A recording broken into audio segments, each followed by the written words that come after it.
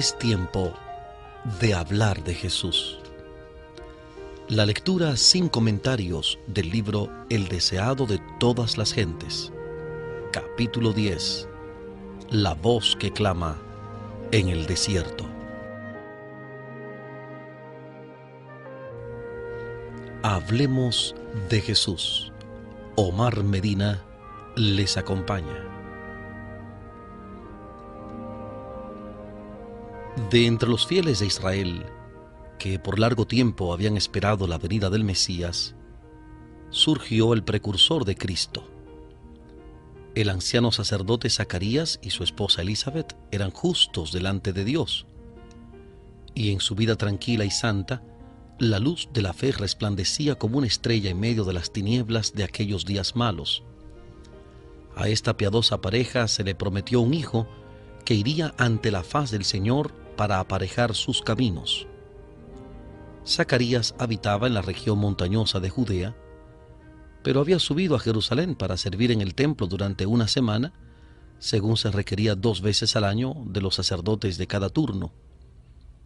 Y aconteció que ejerciendo Zacarías el sacerdocio delante de Dios, por el orden de su vez, conforme a la costumbre del sacerdocio, salió en suerte a poner el incienso, entrando en el templo del Señor. Estaba de pie delante del altar de oro en el lugar santo del santuario. La nube de incienso ascendía delante de Dios con oraciones de Israel. De repente sintió una presencia divina. Un ángel del Señor estaba en pie a la derecha del altar. La posición del ángel era una indicación de favor, pero Zacarías no se fijó en esto. Durante muchos años Zacarías había orado por la venida del Redentor y ahora el cielo le había mandado su mensajero para anunciarle que sus oraciones iban a ser contestadas. Pero la misericordia de Dios le parecía demasiado grande para creer en ella. Se sentía lleno de temor y condenación propia. Pero fue saludado con la gozosa seguridad: no temas, Zacarías, porque tu oración ha sido oída, y tu mujer Elizabeth te dará a luz un hijo, y le pondrás por nombre Juan, y tendrás gozo y alegría, y muchos se regocijarán en su nacimiento, porque será grande delante de Dios, y no beberá vino ni sidra, y será lleno del Espíritu Santo. Y a muchos de los hijos de Israel convertirá al Señor Dios de ellos, porque Él irá delante de Él con el espíritu y virtud de Elías, para convertir los corazones de los padres a los hijos y los rebeldes a la prudencia de los justos, para aparejar al Señor un pueblo apercibido. Y dijo Zacarías al ángel: ¿en qué conoceré esto? Porque yo soy viejo, y mi mujer avanzada en días.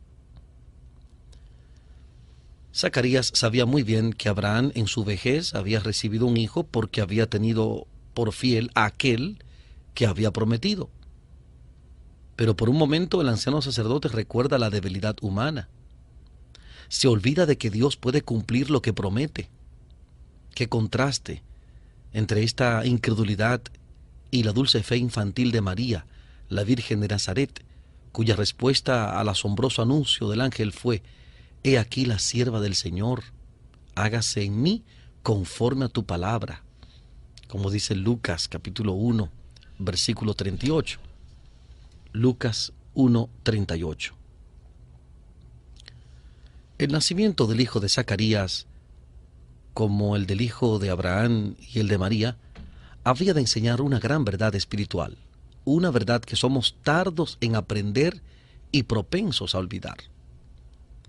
Por nosotros mismos somos incapaces de hacer bien, pero lo que nosotros no podemos hacer será hecho por el poder de Dios en toda alma sumisa y creyente. Fue mediante la fe como fue dado el Hijo de la promesa. Es por la fe como se engendra la vida espiritual y somos capacitados para hacer las obras de justicia. A la pregunta de Zacarías, el ángel respondió: «Yo soy Gabriel, que estoy delante de Dios, que soy enviado a hablarte y a darte estas buenas nuevas». 500 años antes, Gabriel había dado a conocer a Daniel el periodo profético que había de extenderse hasta la venida de Cristo. El conocimiento de que el fin de este periodo se acercaba había inducido a Zacarías a orar por el advenimiento del Mesías. Y aquí que el mismo mensajero por quien fuera dada la profecía había venido a anunciar su cumplimiento. Las palabras del ángel «Yo soy Gabriel que estoy delante de Dios» demuestran que ocupa un puesto de alto honor en los atrios celestiales. Cuando fue a Daniel con un mensaje dijo: «Ninguno hay que se esfuerce conmigo en estas cosas, sino Miguel, Cristo, vuestro príncipe». Daniel capítulo 10, versículo 21, Daniel 10, 21. El Salvador habla de Gabriel en el Apocalipsis diciendo que la declaró enviándola por su ángel a Juan su siervo. Apocalipsis 1:1. Y a Juan el ángel declaró: «Yo soy siervo contigo y con tus hermanos los profetas». Apocalipsis 22:9. Apocalipsis 22:9. Admirable pensamiento que el ángel que sigue en honor al Hijo de Dios es el escogido para revelar los propósitos de Dios a los hombres pecaminosos. Zacarías había expresado duda acerca de las palabras del ángel. No había de volver a hablar hasta que se cumpliesen. He aquí, dijo el ángel, estarás mudo hasta el día que esto sea hecho, por cuanto no creíste a mis palabras, las cuales se cumplirán a su tiempo. El sacerdote debía orar en este culto por el perdón de los pecados públicos y nacionales y por la venida del Mesías. Pero cuando Zacarías intentó hacerlo, no pudo pronunciar una palabra. Saliendo fuera para bendecir al pueblo, les hablaba por señas y quedó mudo. Le habían esperado mucho tiempo y empezaban a temer que le hubiese herido el juicio de Dios. Pero cuando salió del lugar santo, su rostro resplandecía con la gloria de Dios y entendieron que había visto visión en el templo. Zacarías les comunicó lo que había visto y oído, y fue que cumplidos los días de su oficio, se vino a su casa. Poco después del nacimiento del niño prometido, la lengua del padre quedó desligada y habló bendiciendo a Dios. Y fue un temor sobre todos los vecinos de ellos, y en todas las montañas de Judea fueron divulgadas todas estas cosas. Y todos los que las oían, las conservaban en su corazón, diciendo: ¿quién será este niño? Todo esto tendía a llamar la atención a la venida del Mesías, para la cual Juan había de preparar el camino. El Espíritu Santo descendió sobre Zacarías y en esas hermosas palabras profetizó la misión de su hijo. Y tú, niño, serás llamado profeta del Altísimo, pues irás ante la faz del Señor para preparar sus caminos, dando conocimiento de salvación a su pueblo, en la remisión de sus pecados, a causa de las entrañas de misericordia de nuestro Dios, en las que nos visitará el sol naciente, descendiendo de las alturas, para dar luz a los que están sentados en tinieblas y en sombra de muerte, para dirigir nuestros pies en el camino de la paz. Y el niño crecía y se fortalecía en espíritu, y estuvo en los desiertos hasta el día que se mostró a Israel. Antes que naciera Juan, el ángel había dicho: será grande delante de Dios, y no beberá vino ni sidra, y será lleno del Espíritu Santo. Dios había llamado al hijo de Zacarías a una gran obra, la mayor que hubiera sido confiada alguna vez a los hombres. A fin de ejecutar esta obra, el Señor debía obrar con él, y el Espíritu de Dios estaría con él si prestaba atención a las instrucciones del ángel.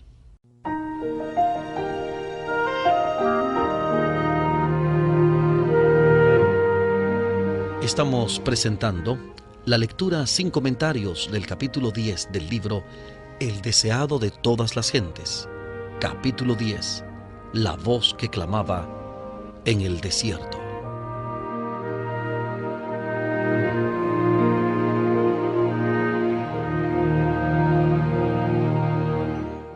Juan había de salir como mensajero de Jehová para comunicar a los hombres la luz de Dios. Debía dar una nueva dirección a sus pensamientos, debía hacerle sentir la santidad de los requerimientos de Dios y su necesidad de la perfecta justicia divina. Un mensajero tal debía ser santo, debía ser templo del Espíritu de Dios. A fin de cumplir su misión debía tener una constitución física sana y fuerza mental y espiritual. Por lo tanto, le sería necesario dominar sus apetitos y pasiones. Debía poder dominar todas sus facultades para poder permanecer entre los hombres tan inconmovible frente a las circunstancias que le rodeasen como las rocas y montañas del desierto. En el tiempo de Juan el Bautista, la codicia de las riquezas y el amor al lujo y a la ostentación se habían difundido extensamente. Los placeres sensuales, banquetes y borracheras estaban ocasionando enfermedades físicas y degeneración, embotando las percepciones espirituales y disminuyendo la sensibilidad al pecado. Juan debía destacarse como reformador. Por su vida abstemia y su ropaje sencillo, debía reprobar los excesos de su tiempo. Tal fue el motivo de las indicaciones dadas a los padres de Juan, una lección de temperancia dada por un ángel del trono celestial. En la niñez y la juventud es cuando el carácter es más impresionable. Entonces es cuando debe adquirirse la facultad del dominio propio. En el hogar, la familia, se ejercen influencias cuyos resultados son tan duraderos como la eternidad. Más que cualquier dote natural, los hábitos formados en los primeros años deciden si un hombre vencerá o será vencido en la batalla de la vida.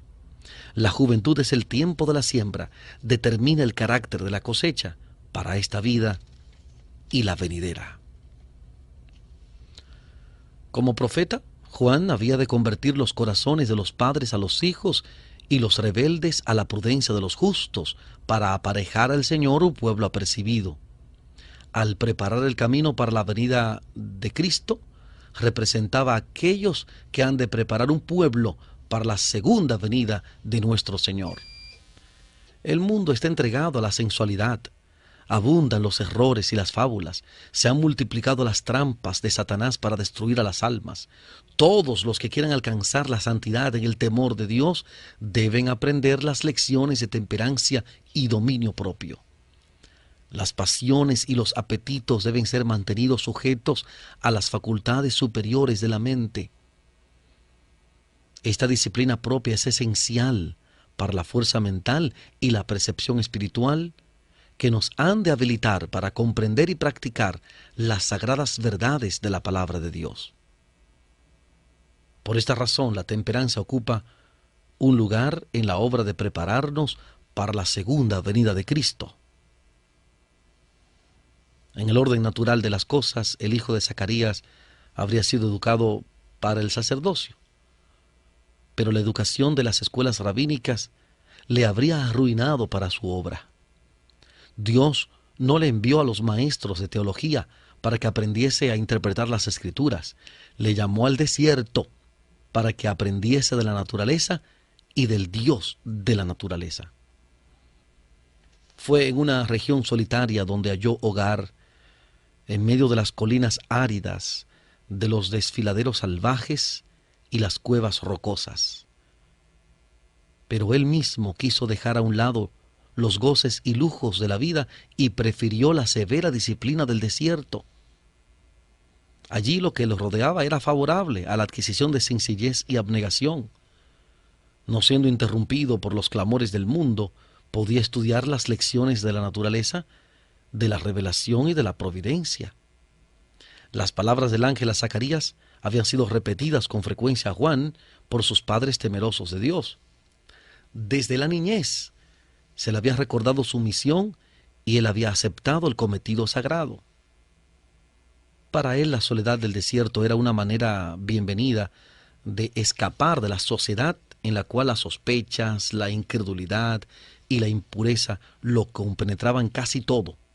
Desconfiaba de su propia fuerza para resistir la tentación y huía del constante contacto con el pecado a fin de no perder el sentido de su excesiva pecaminosidad. Dedicado a Dios como nazareno Desde su nacimiento, hizo él mismo voto de consagrar su vida a Dios. Su ropa era la de los antiguos profetas, un manto de pelo de camello, ceñido a sus lomos por un cinturón de cuero, comía langostas y miel silvestre que hallaba en el desierto, y bebía del agua pura de las colinas. Pero Juan no pasaba la vida en ociosidad, ni en lobreguez ascética o aislamiento egoísta. De vez en cuando salía a mezclarse con los hombres y siempre observaba con interés lo que sucedía en el mundo. Desde su tranquilo retiro vigilaba el desarrollo de los sucesos. Con visión iluminada por el Espíritu Divino, estudiaba los caracteres humanos para poder saber cómo alcanzar los corazones con el mensaje del cielo. Sentía el peso de su misión. En la soledad, por la meditación y la oración, trataba de fortalecer su alma para la carrera que le esperaba. Aun cuando residía en el desierto, no se veía libre de tentación.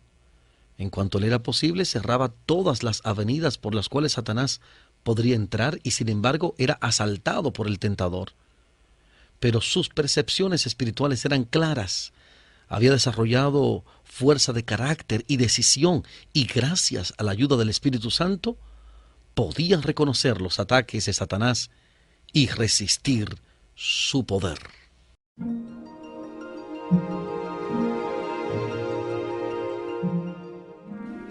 Estamos presentando la lectura sin comentarios del capítulo 10 del libro El deseado de todas las gentes. Capítulo 10. La voz que clamaba en el desierto.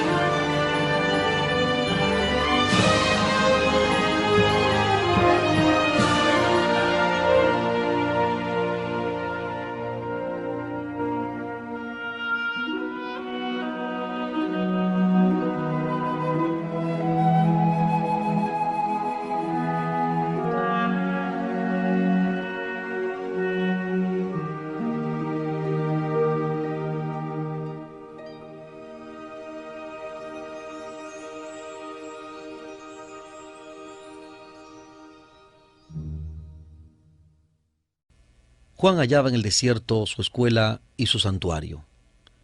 Como Moisés entre las montañas de Madián, se veía cercado por la presencia de Dios y por las evidencias de su poder.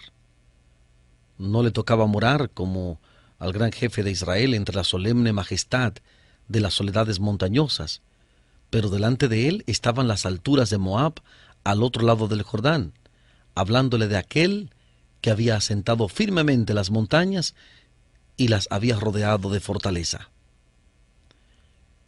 El aspecto lóbrego y terrible de la naturaleza del desierto donde moraba representaba vívidamente la condición de Israel. La fructífera viña del Señor había llegado a ser un desierto desolado. Pero sobre el desierto los cielos se inclinaban brillantes y hermosos. Las oscuras nubes formadas por la tempestad estaban cruzadas por el arco iris de la promesa. Así también, por encima de la degradación de Israel, resplandecía la prometida gloria del reinado del Mesías. Las nubes de ira estaban cruzadas por el arco iris de su pactada misericordia. A solas, en la noche silenciosa, Juan leía la promesa que Dios hiciera a Abraham de una posteridad tan innumerable como las estrellas. La luz del alba, que doraba las montañas de Moab, le hablaban de aquel que sería como la luz de la mañana, cuando sale el sol de la mañana sin nubes. Y en el resplandor del mediodía veía el resplandor de la manifestación de Dios, cuando se revelará la gloria de Jehová, y toda carne juntamente la verá. Isaías capítulo 40, versículo 5. Isaías 45. Con espíritu alegre, aunque asombrado, Juan buscaba en los rollos proféticos las revelaciones de la venida del Mesías, la simiente prometida, que había de aplastar la cabeza de la serpiente, el Shiloh, el pacificador, que había de aparecer antes que dejase de reinar un rey en el trono de David. Ahora había llegado el momento. Un gobernante romano se sentaba en el palacio del monte de Sión. Según la segura palabra del Señor, el Cristo ya había nacido. De día y de noche estudiaba las arrobadoras descripciones que hiciera Isaías de la gloria del Mesías, en las que lo llamaba el retoño de la raíz de Isaí, un hijo que reinará con justicia, juzgando con rectitud por los mansos de la tierra. Sería un abrigo contra la tempestad, la sombra de una peña grande en tierra de cansancio. Israel no sería ya llamado desamparada, ni su tierra asolamiento, sino que sería llamado del Señor mi deleite, y su tierra Biula. Isaías capítulo 11, versículo 4, e Isaías capítulo 32, versículo 2. Isaías 11, 34, 34, 2, e Isaías 62, 4. Isaías 62, 4. El corazón del solitario desterrado se hinchía de la gloriosa visión. Miraba al rey en su hermosura y se olvidaba de sí mismo, contemplaba la majestad de la santidad y se sentía deficiente e indigno. Estaba listo para salir como el mensajero del cielo sin temor de lo humano, porque había mirado lo divino. Podía estar en pie sin temor en presencia de los monarcas terrenales, porque se había postrado delante del Rey de Reyes. Juan no comprendía plenamente la naturaleza del reino del Mesías. Esperaba que Israel fuese liberado de sus enemigos nacionales, pero el gran objeto de su esperanza era la venida de un rey de justicia y el establecimiento de Israel como nación santa. Así creía que se cumpliría la profecía hecha en ocasión de su nacimiento. Acordándose de su santo pacto, que sin temor librados de nuestros enemigos, le serviríamos en santidad y en justicia delante de él todos los días nuestros. Veía que los hijos de su pueblo estaban engañados, satisfechos y dormidos en sus pecados. Juan anhelaba incitarlos a vivir más santamente. El mensaje que Dios le había dado para que lo proclamase estaba destinado a despertarlos de su letargo y hacerlos temblar por su gran maldad. Antes que pudiese alojarse la semilla del Evangelio, el suelo del corazón debía estar quebrantado. antes de que tratasen de obtener sanidad de Jesús, debían ser despertados para ver el peligro que les hacían correr las heridas del pecado. Dios no envía mensajeros para que adulen al pecador. No da mensajes de paz para arrullar en una seguridad fatal a los que no están santificados. Impone pesadas cargas a la conciencia del que hace mal y atraviesa el alma con flechas de convicción. Los ángeles ministradores le presentan los temibles juicios de Dios para ahondar el sentido de su necesidad e impulsarle a clamar: ¿qué debo hacer para ser salvo?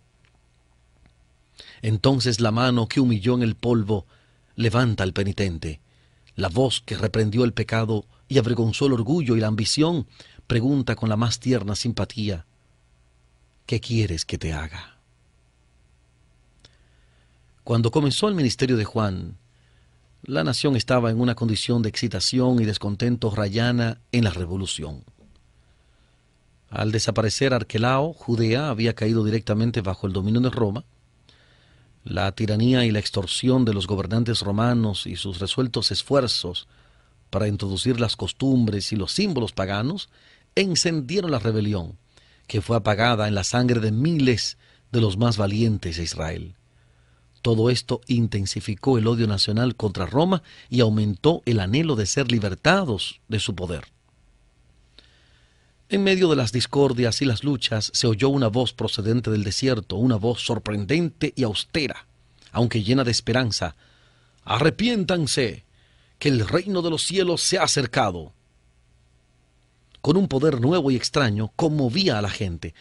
Los profetas habían predicho la venida de Cristo como un acontecimiento del futuro lejano, pero he aquí que se oía un anuncio de que se acercaba. El aspecto singular de Juan hacía recordar a sus oyentes los antiguos videntes. En sus modales e indumentaria se asemejaba al profeta Elías. Con el espíritu y el poder de Elías denunciaba la corrupción nacional y reprendía los pecados prevalecientes. Sus palabras eran claras y directas y convincentes. Muchos creían que era uno de los profetas que había resucitado de los muertos. Toda la nación se conmovió. Muchedumbres acudieron al desierto. Juan proclamaba la venida del Mesías e invitaba al pueblo a arrepentirse. Como símbolo de la purificación del pecado, bautizaba en las aguas del Jordán, así que mediante una lección objetiva muy significativa, declaraba que todos los que querían formar parte del pueblo elegido de Dios estaban contaminados por el pecado y que sin la purificación del corazón y de la vida no podrían tener parte en el reino del Mesías. Príncipes y rabinos, soldados, publicanos, campesinos acudían a oír al profeta. Por un tiempo la solemne amonestación de Dios los alarmó. Muchos fueron inducidos a arrepentirse y recibieron el bautismo. Personas de todas las clases sociales se sometieron al requerimiento del Bautista a fin de participar del reino que anunciaba. Muchos de los escribas y fariseos vinieron confesando sus pecados y pidiendo el bautismo. Se habían ensalzado como mejores que los otros hombres y habían inducido a la gente a tener una alta opinión de su piedad. Ahora se desenmascaraban los culpables secretos de su vida. Pero el Espíritu Santo hizo comprender a Juan que muchos de estos hombres no tenían verdadera convicción del pecado. Eran oportunistas. Como amigos del profeta, esperaban hallar favor ante el príncipe venidero y pensaban fortalecer su influencia sobre el pueblo al recibir el bautismo de manos de este joven maestro popular. Juan les hizo frente con la abrumadora pregunta: «Oh generación de víboras, ¿quién les enseñó a huir de la ira que vendrá?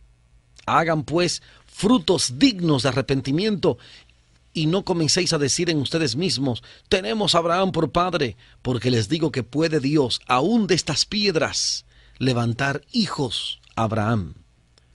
Los judíos habían interpretado erróneamente la promesa de Dios de favorecer eternamente a Israel.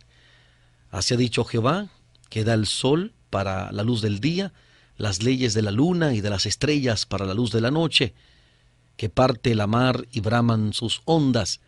Jehová de los ejércitos es su nombre. Si estas leyes faltaren delante de mí, dice Jehová, también la simiente de Israel faltará, para no ser nación delante de mí todos los días. Así ha dicho Jehová. Si los cielos arriba se pueden medir y buscarse abajo los fundamentos de la tierra, también yo desecharé toda la simiente de Israel por todo lo que hicieron, dice Jehová. Jeremías capítulo 31, versículos 35 y 37. Jeremías 31, 35 y 37. Los judíos consideraban que su descendencia natural de Abraham les daba derecho a esa promesa, pero pasaban por alto las condiciones que Dios había especificado. Antes de hacer la promesa, había dicho: daré mi ley en sus entrañas y escribiréla en sus corazones, y seré yo a ellos por Dios, y ellos me serán por pueblo, porque perdonaré la maldad de ellos, y no me acordaré más de su pecado. Jeremías capítulo 31, versículos 33 al 34. Jeremías 31, 33 y 34.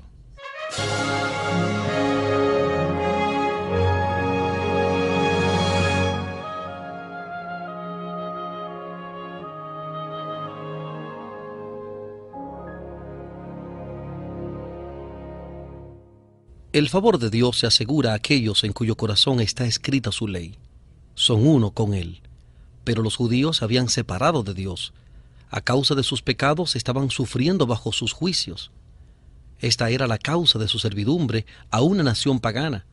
Los intelectos estaban oscurecidos por la transgresión, y porque en tiempos pasados el Señor les había mostrado tan grande favor, disculpaban sus pecados. Se lisonjeaban de que eran mejores que otros hombres, con derecho a sus bendiciones. Estas cosas son escritas para nuestra admonición, en quienes los fines de los siglos han parado. Como dice 1 Corintios 10:11. 1 Corintios 10:11. Con cuánta frecuencia interpretamos erróneamente las bendiciones de Dios y nos lisonjeamos de que somos favorecidos a causa de alguna bondad nuestra. Dios no puede hacer en favor nuestro lo que anhela hacer. Sus dones son empleados para aumentar nuestra satisfacción propia y para endurecer nuestro corazón en la incredulidad y el pecado. Juan declaró a los maestros de Israel que su orgullo, egoísmo y crueldad demostraban que eran una generación de víboras, una maldición mortal para el pueblo, más bien que los hijos del justo y obediente Abraham. En vista de la luz que habían recibido de Dios, eran peores que los paganos a los cuales se creían tan superiores. Habían olvidado la roca de la cual habían sido cortados y el hoyo del cual habían sido arrancados. Dios no dependía de ellos para cumplir su propósito. Como había llamado a Abraham de un pueblo pagano, podría llamar a otros a su servicio. Sus corazones podían aparentar ahora estar tan muertos como las piedras del desierto, pero su espíritu podía vivificarlos para hacer su voluntad y recibir el cumplimiento de su promesa. Y ya también, decía el profeta, el hacha está puesta a la raíz de los árboles. Todo árbol, pues, que no hace buen fruto, es cortado y echado en el fuego. No por su nombre, sino por sus frutos, se determina el valor de un árbol. Si el fruto no tiene valor, el nombre no puede salvar al árbol de la destrucción. Juan declaró a los judíos que su situación delante de Dios había de ser decidida por su carácter y su vida. La profesión era inútil. Si su vida y su carácter no estaban en armonía con la ley de Dios, no eran su pueblo. Bajo sus escrutadoras palabras, sus oyentes quedaron convencidos. Vinieron a él preguntando: «Pues, ¿qué haremos?». Él contestó: «El que tiene 2 túnicas, dé al que no tiene, y el que tiene que comer, haga lo mismo». Puso a los publicanos en guardia contra la injusticia y a los soldados contra la violencia. Todos los que se hacían súbditos del reino de Cristo, decía él, debían dar evidencia de fe y arrepentimiento. En su vida debía notarse la bondad, la honradez, la fidelidad. Debían atender a los menesterosos y presentar sus ofrendas a Dios. Debían proteger a los indefensos y dar un ejemplo de virtud y compasión. Así también los seguidores de Cristo darán evidencia del poder transformador del Espíritu Santo. En su vida diaria se notará la justicia, la misericordia, el amor de Dios. De lo contrario, son como el tamo que se arroja al fuego. Yo a la verdad les bautizo en agua para arrepentimiento, dijo Juan, mas el que viene tras mí, más poderoso es que yo, los zapatos del cual yo no soy digno de llevar. Él los bautizará en el Espíritu Santo y fuego. El profeta Isaías había declarado que el Señor limpiaría a su pueblo de sus iniquidades con espíritu de juicio y con espíritu de ardimiento. La palabra del Señor a Israel era: volveré mi mano sobre ti y limpiaré hasta lo más puro de tus escorias. Isaías capítulo 4, versículo 4, Isaías 1, 25. Isaías 4, 4, 1, 25. Para el pecado, donde quiera que se encuentre, nuestro Dios es fuego consumidor. Hebreos 12, 29. En todos los que se someten a su poder, el Espíritu de Dios consumirá el pecado. Pero si los hombres se aferran al pecado, llegan a identificarse con él. Entonces la gloria de Dios que destruye el pecado debe destruirlos a ellos también. Jacob, después de la noche de lucha con el ángel, exclamó: vi a Dios cara a cara y fue librada mi alma. Génesis 32:30. Génesis 32:30. Jacob había sido culpable de un gran pecado en su conducta hacia Esaú, pero se había arrepentido. Su transgresión había sido perdonada y purificado su pecado. Por lo tanto, podía soportar la revelación de la presencia de Dios. Pero siempre que los hombres se presentaron a Dios mientras albergaban voluntariamente el mal, fueron destruidos. En el segundo advenimiento de Cristo, los impíos serán consumidos con el espíritu de su boca y destruidos con el resplandor de su venida, como enseña la segunda carta del apóstol Pablo a los tesalonicenses, capítulo 2, versículo 8. Segunda de Tesalonicenses 2:8. La luz de la gloria de Dios que imparte vida a los justos matará a los impíos. En el tiempo de Juan el Bautista, Cristo estaba por presentarse como revelador del carácter de Dios. Su misma presencia haría manifiestos a los hombres sus pecados. Únicamente en la medida en que estuviesen dispuestos a ser purificados de sus pecados, podrían ellos entrar en comunión con Él. Únicamente los limpios de corazón podrían morar en su presencia. Así declaraba Juan el Bautista el mensaje de Dios a Israel. Muchos prestaban oído a sus instrucciones. Muchos lo sacrificaban todo a fin de obedecer. Multitudes seguían de lugar en lugar a este nuevo maestro, y no pocos abrigaban la esperanza de que fuese el Mesías. Pero al ver Juan que el pueblo se volvía hacia él, buscaba toda oportunidad de dirigir su fe a aquel que había de venir.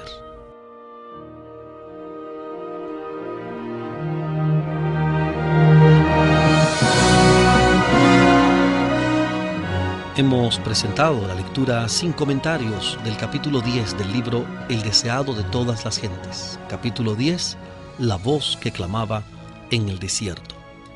Este capítulo está basado en el Evangelio según San Lucas, capítulo 1, versículos 5 al 23.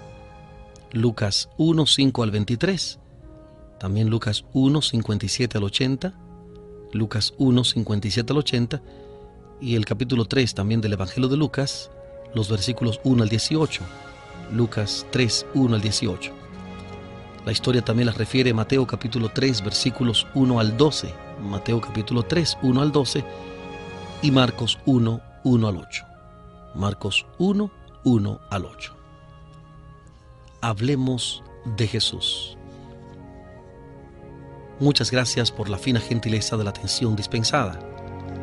Omar Medina, quien les habla, desea para todos la más rica bendición de nuestro Dios. Hablemos de Jesús.